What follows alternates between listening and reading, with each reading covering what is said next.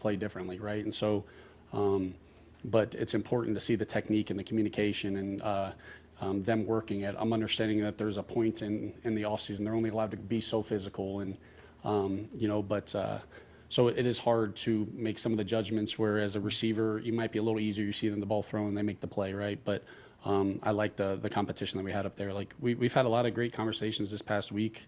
Like there's going to be a lot of opportunities for these guys, right? And it's up to them to go take it, right? Like I want the competition, right? And I hope we show up to camp with an edge of guys like wanting to go take these spots, right? And the left guard is just a part of that. Joe, has Dorian Williams been here for any of this before? I'm assuming he's here today. Has he been here before any of this? Dorian Williams? Yeah, no, Dorian. Look, Dorian. You guys have said Dorian's. He did get injured. But Dorian's handling everything the right way, and he'll be ready to go, and I'm excited for him. Dorian, it's been a great opportunity for him, similar to some of the other guys. You guys have been out here in OTAs. We have a great plan for all these guys. There's been some guys that have practiced and haven't, but Dorian's getting a lot of reps and a lot of mental reps, and so good opportunity for him as he's going into the training camp of like when the game slowed down, he's taking the mental, and come training camp, going to put a lot on from a physical standpoint. Yeah, I mean, no, I'm not going to get into specifics of like when it happened, but yeah, I mean, injuries are going to happen in season, off season. But Dorian's he's in a great headspace, and I know he's excited for training camp. Joe, how much more settled? I mean, I think everything's still early, but I mean, right now I feel like he's in a good place, and I anticipate him being there. When it gets there, if for any guy on our roster, if it gets to the point that they're not, we'll evaluate for them. But right now, I anticipate he'll be ready to rock. Joe, how much more he does as well. Settled do you feel in the head coaching position now that you run practices and been in that role 4 months now? Yeah, I don't know. I'm be lying if I've spent a lot of time thinking about it. Right, I just kind of wake up and see what I got to do to attack the day, and but I like the direction that our team is going right now, and the way that they're competing with each other, and just kind of doing everything we're asking right now. And then the big thing is like, hey, what are these next 2 days going to look like, right? Like we have a 6-week break, right? It's a long break, but I'm not focused on that right now. I want the guys to make sure that if we got the right makeup of the team that we have, we're going to come out and have 2 good practices, and then training camp will take care of itself. But I feel like I'm in a good place, as good as I can, but I have nothing to really judge it on, right? And so surround myself with good people, good players, and the rest will take care of itself. So kind of reflecting on the team and everything you guys have done together since February, where do you feel like you guys are at right now? I think where we're supposed to be, right? But I think there's that element as a coach and as a player is that that you got to be better the next day, and you got to be, it's like I hope that the worst practice we have was the last practice, and I hope we're feeling the same as the next one, and we're just continuing to find ways to get better. But I keep going back to, you guys know, it's at this time of the year I'm focusing on a lot of things outside of the scheme, right? And the makeup and how guys respond after a mistake, or how they respond after a big play, or how their teammates respond to a guy making a mistake and whatnot. And just challenging guys from that perspective that I think will eventually, they might be considered little things that maybe everybody else doesn't care about that we do, and excited for that to continue to translate over to training camp. How have you seen TJ Parker learn from guys like Bradley Chubb and Jerry Rousseau? Yeah, it's awesome. I mean, TJ has been I give him a lot of credit, and sometimes as a rookie you come in and the less you hear them, the better that is, and he's come in with such a professional mindset, and just coming in and just working, and it does help having some of the guys in the room, the guys that have a lot of stripes that he can learn from and watch, and see how they kind of their habits. But man, it's been exciting to just see his approach. Again, it's an outside linebacker position where we don't have pads on. You're setting the edge. Well, they don't have pads on either, right? So seeing how that translates once the pads come on, but his demeanor and his approach, I've been very impressed with. Joe, what side? Has there been a learning curve for your players to know what to expect and how you're going to do things, even though you've been here as a coach for a while? I mean, I think I think regardless if I'm in this position for 10 years, I think you don't ever want to assume anything. And I think it's important every single day that you set a standard and you show examples of what the standard looks like. I think when you assume, you guys all know what that ends up looking like. And so, yeah, I mean, I'm sure there's an adjustment, but I hope at this point next year I'm sitting there and I'm going back to building the foundation and not skipping steps and everything. So, but we have such an eager group, right? And I think we have really good leadership that helps. When my message is out there, it's it's one thing that I have a message, but if the guys don't kind of back it up and kind of believe in it and kind of roll with it and then spread it, it's only going to reach so far. And so I'm really fortunate for the guys that we have there. Joe, what side of the ball will Travis Clayton be on today, and what went into him playing defense when we were out there last week? He's actually going to be on special teams today. No, you guys have been, it was such a unique perspective for Travis, right? Like he's never played football, right? But I mean, he's might be the biggest freak of an athlete on our football team. And, it's a transition, playing offensive tackle and going backwards. And the steps that he's made in these last couple of years, and then he also missed the whole season, right? And sometimes that's forgotten. But you see him move around, you see him do some things, and you see the type of skill sets that we're looking at from a defense perspective. And it's not anything that he was doing wrong on the offense side of the ball. He was progressing, but it was more of like, man, I'd love to see what this guy can do kind of going forward. He was all about it. And again, there's going to be a transition phase with that, right, and figuring all that out. And he has a great mindset. And I mean, like I said, he's as explosive as it gets, as athletic as it gets. He's a large human, and excited to see him on the other side of the ball. I'll come back to Catherine. Carolina together up until this point. Where have you seen growth in him, whether that's as a football player, off the field, combination of whatever? Yeah, I mean, like it's interesting. You go back to like our first day throwing together, and I remember Kyle Allen, who was actually with DJ before I was, and he was like, "Man, he looks the same." I've told DJ this. Like, I was so excited when we traded for him, and I'm more excited after getting to work with him for an off season. Like, his demeanor, his approach, his leadership. Like, he's out there. He's practicing. He's pushing through. Everybody's sore. It's been a long off season, right? It was volunteer, but I asked you guys to come back a little earlier, and man, he's out there and available, and I think there's so much to that. He's leading in the room, and so when I was with him, obviously it was earlier in his career, and just seeing a guy that's kind of seen from different perspectives and organizations get mad when he messes up, want to talk to Josh about some of the, hey, what'd you think on this one? Like, I got to do this, through the good, through the bad. I mean, it's really cool to see, and I'm really excited about where he's at right now. Is Fullback dealing with something, and how does that impact the safety room when there's been some turnover there and communication so key? Yeah, I think, you look at our safety room and just in general, and you see there's so much depth in there and the competition, and we brought in a lot of veterans from that perspective, with Gino and Chauncey and DeMar bringing him back. I mean, you got Sam, so it's really good for him because he's always been the young guy, but now he's the guy that's actually the only one that's kind of like been here in that starting role. DeMar missed last year, and so it's really good just seeing them all kind of come together. Cole's been in and out this off season, and as he's kind of rolling with it, but he's in a really good headspace as he's, it's unique for guys right now. It's like we want everybody to be out there, but I want everybody out there for training camp too. And there's some things that I think is important for guys to get the mental reps of it if they can't go, and we got to be smart about how we're going with some of the guys. So like I've been saying from the jump, there's guys that if it was game day, you guys would be seeing them practicing and they'd be playing in the game, but we're trying to build a tough football team, but we also have to be smart with some of the guys, and Cole's a great example of that. You were in Bo Hardagree's exact job not so long ago, so you know the importance of developing a relationship with Josh, and how have you seen that kind of come together between those two in the early seasons? Yeah, it's really cool, and I've tried to remove myself. There's only so much I can, right? Like I catch myself always walking down in the QB room and spend a little too much time in there. And I know it's going to only get more and more as the season goes. But I wanted to make sure that Bo was able to feel like, hey, he had a voice in that room, and it wasn't just myself dominating it or Pete in there dominating it. And it's like, hey, look, we're bringing you in here to continue to help Josh's game evolve and grow, and I don't need you to be his friend and coach him hard and critique on the things, and he's been really good, and Josh has been receptive to it all. And so that was an important hire, as you know, just he's coaching the best player in the world, and I've loved his demeanor and his approach with it, and it also helps that he has play calling experience too. So like it's one thing to just coach a quarterback, but he also he's teaching from hey, I can understand why this play call is going in, or from experience, and so I think that's always beneficial as well.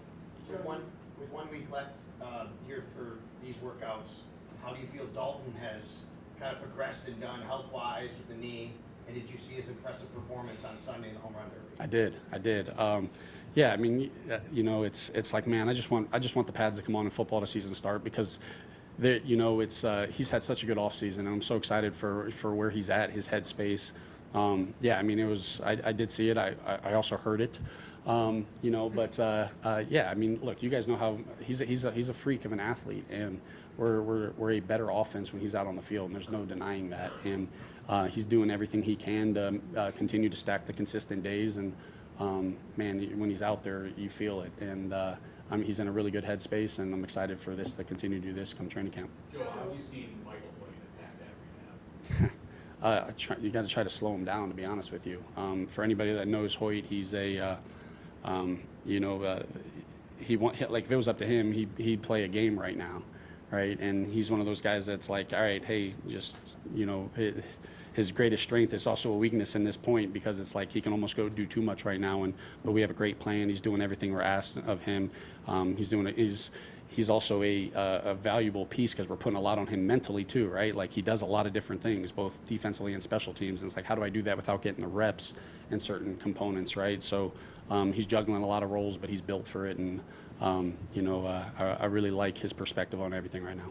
Josh has talked about how Mike want to get some guys together to promote during the team training. What's your view on that, and like, what do you hope to get out of this? Yeah. Sometimes I think it can come across as like, man, if they don't do that, they're going to have no shot at being able to throw the football this year. I think a lot of it is, some of it's just getting the guys together in the summer, right? Like you can only run so much, right? But there's a lot of hours in the day, and you guys know how I feel about connected football teams, and I think that those are great opportunities to guys to get together. And yeah, they throw, but after that, you know, are they breaking bread together? Are they hanging with each other? And I think that that's so valuable. That's part of the reason we go away for training camp, and that's just another extension of it. So I don't ever see it as a, man, if we don't do this, we got no shot. But I think it is important because the guys are together, and anytime the guys are together, good things are going to happen. Hey, Joe, nobody's been around longer than Dion. What do you see, you know, there's change for him this year, coach, change on the line. What have you seen from him, and what do you need from Dion this year? Yeah, Dion's been through a lot of change before. Like Dion, you'd say outside of Josh, the one consistency we've had on our offense has been Dion Dawkins, right? He's been through all the offensive line coaches, and he takes so much pride in protecting Josh and being Josh's left tackle. And every single week he goes against the best player on that opposing team, and takes a lot of pride in it. And has had a great offseason, and I think Dion's the hardest on himself, and sometimes I think, but I think that's why he's so good, and that's why he's been so consistent. That's why he's going to be our left tackle here for so many years. And but a great headspace, again, no pads, but I know he's looking forward to just protecting Josh for another year. Having some new faces at fullback after having Brady for so long. What is your grand vision for that position and like how you're approaching it? Yeah, it's such a unique position, because there's a lot else that comes with it, right? It's a roster spot. Like you don't ever want to just have a fullback just to have a fullback. Like, you know, can they contribute on special teams? Are we, what is the skill set that they get where we're getting an advantage with the defense that they might be playing, right? And so a lot of that is the goalposts are going to move a little bit as we get pads on, and you know, we get some team run periods and can see what these guys can and cannot do. But we're not going to just, hey, we're going to have a fullback no matter what, you know. And so put a lot of stress on them and see what they can handle. But it does clean up looks. It does clean up defensive. It puts a lot on defenses to have to prepare for. So I do think there's value to it, whether we run it or not. But we're going to put a lot on these guys' plates come training camp. That's for sure. Joe Kroger was regarded as one of the best offensive line coaches in the NFL. With hiring Pat to replace him, how do you kind of have him, you know, not fix what wasn't broken, but you know, also kind of put his own stamp on things there too as well? Yeah, I mean, look, I wouldn't be standing up here without Aaron Cromer. Like he was huge for me, and but that's what was so important is I was able to get a guy like Pat Meyer who worked with Chrome, but I don't want Pat to be Chrome. And I told Pat, like, yeah, I believe we had one of the best offensive lines. We were able to lead. We got to get better. And I really believe that if we just try to just pick that run playbook up or the protection plans or whatever we did last year and just think it's going to have the same results, we're going to be fooling ourselves. And so how do we continue to grow from that perspective with Pat being Pat?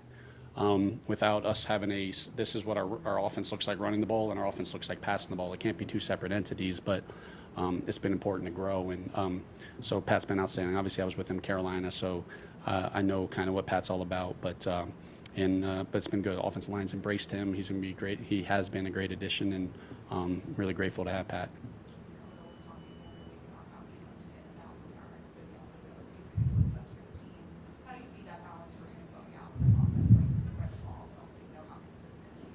Yeah,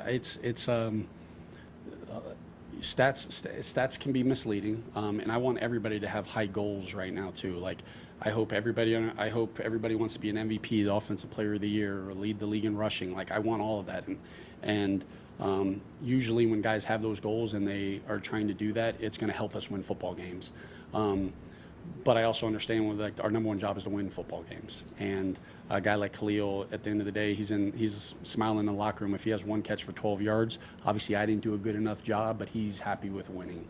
And sometimes, as a receiver, sometimes you walk out of a game. Josh might have threw 45 passes. Well, we were doing 2-minute drill for three possessions, and it probably wasn't in a good position in the game. And so there's some components of that, but I want him to get 1,000 yards. I want him to set every goal that he can be. It's only going to make us better. But as long as we're winning football games, that's my biggest concern, and his. Joe, what have you seen from Skyler at this point? I've loved his approach. I know I'm saying the same thing about a lot of guys, right? But that's really what I'm focusing on right now is we're throwing these guys with a lot of information, and how are they handling it, the good and the bad, right? Like, the rookies are going to make mistakes. A guy like Skyler, he's going to make a mistake, but man, he doesn't blink. And cool, like, he probably doesn't hear what I'm saying. He's getting hit with a fire hose right now, but he moves on to the next play and man makes a big play. And another example of a guy, when pads come on as a receiver, that's when receiver play really comes down to, you see the physicality both in the run game or the pass game, and being able to play, and DB's coming up and pressing you. But I've been really pleased with Skyler, and really excited about him going into the season. With Dorian dealing with some stuff, Elijah's always gotten a lot of time. What have you seen from him during communication? Yeah, it's not too big for him. He doesn't blink, and it's again, I never want guys to get injured, but with injuries or if guys aren't here, it's just reps and opportunities for other people. Like, I remember, there was one of the early days, he was in the huddle about to call the defense, and I was talking to him on the defense, and he absolutely snapped. I don't think he knew it was me, but I loved it.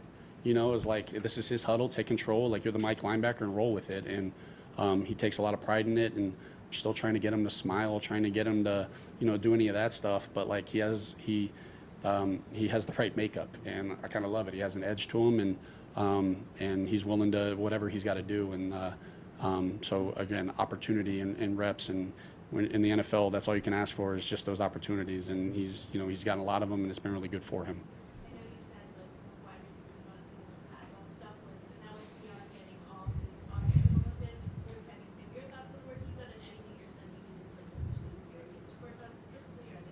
Yeah, he's had an outstanding offseason in a really good place, and that's nothing different than he's had in the past, right? But you feel him coming off the football, you feel his stride, you feel his size. Pads come on, it's not just pads with Keon, and then it's the consistency and the routine and everything he's doing, but handling everything like a pro. And once these 6 weeks happen, it's like, hey, and it's no different than Keon and everybody else. Like, what are these 6 weeks going to look like? Like, I want this to be an extremely tough training camp, and making sure that we're taking advantage of this next month plus. And a guy like Keon, he's positioned himself in a great place, and just got to continue to build on that. I'm good? Awesome.